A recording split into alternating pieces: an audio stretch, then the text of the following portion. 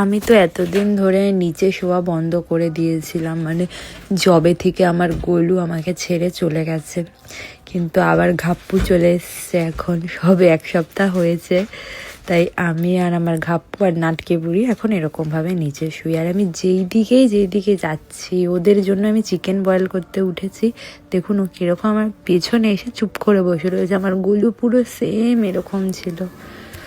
তারপরে ঘরের একটু কাজ করে নিলাম তাড়াতাড়ি করে, তার মধ্যেই এরা দুজন ফাঁকা ঘরে শুধু দৌড়াদৌড়ি, মানে দৌড়াদৌড়িটা মেন হচ্ছে ঘাপ্পু করে।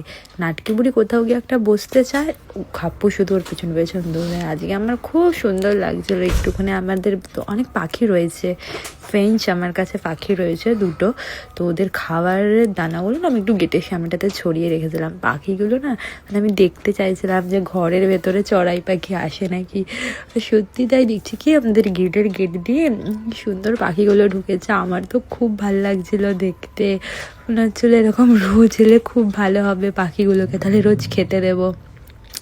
আমার খুব ভালো লাগে এইসব জিনিস, মানে যে কোনো জিনিস আমার কাছে খুব ভালো পোষ, মানে শুধু মানুষ বাদে। কারণ মানুষ এরকমই জিনিস যে মানুষের জন্য যতই করো সবই কম পড়ে যায়, তাও সব মানুষের জন্য না, কিছু মানুষ।